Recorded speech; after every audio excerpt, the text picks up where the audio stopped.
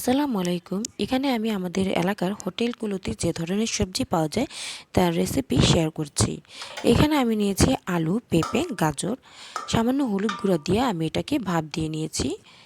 এখন একটি কড়াইয়ের মধ্যে আমি দিয়ে দিয়েছি কিছুটা তেল।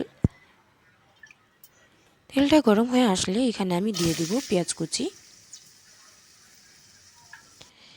পেঁয়াজটাকে নেড়ে চেড়ে ভেজে নিব।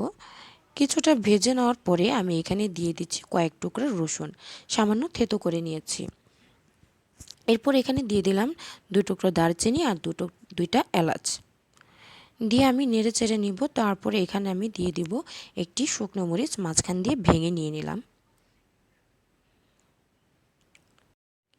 এরপর এখানে আমি ঝালের জন্য দিয়ে দিব কয়েকটা কাঁচা মরিচ মাঝখান দিয়ে ছিঁড়ে দিয়ে দিচ্ছি।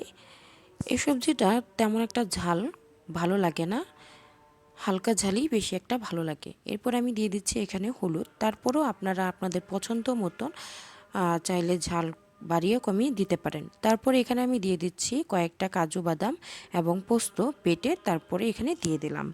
মশলাটাকে ভালোভাবে ভেজে আমি এখানে দিয়ে দিচ্ছি সামান্য পানি কষানোর জন্য। কষিয়ে নিয়ে এখানে আমি সবজিগুলো দিয়ে দিব।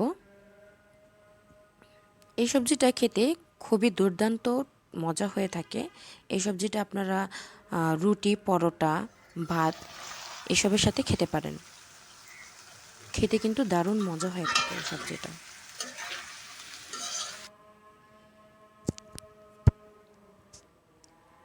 তারপর এখানে কয়েকটা সবজি আমি একটু ভেঙে দিব, আধা ভাঙা করে দিব যাতে গ্রেভিটা ঘন হয়। এই তো আমার সবজি রেডি। দেখলেন তো, বেশি একটা সময়ের প্রয়োজন হয় না। খুব অল্প কিছু উপকরণে সবজিটা খেতে দুর্দান্ত মজা হয়। বিশ্বাস না হলে একবার বাড়িতে ট্রাই করে দেখবেন। আপনাদের জন্য ছোট্ট একটা প্রচেষ্টা মাত্র। সবাই ভালো থাকবেন, সুস্থ থাকবেন এবং আমাদের জন্য দোয়া করবেন। আর প্লিজ আমার চ্যানেলটা সাবস্ক্রাইব করে দিবেন। একটি লাইক, কমেন্ট করতে ভুলবেন না।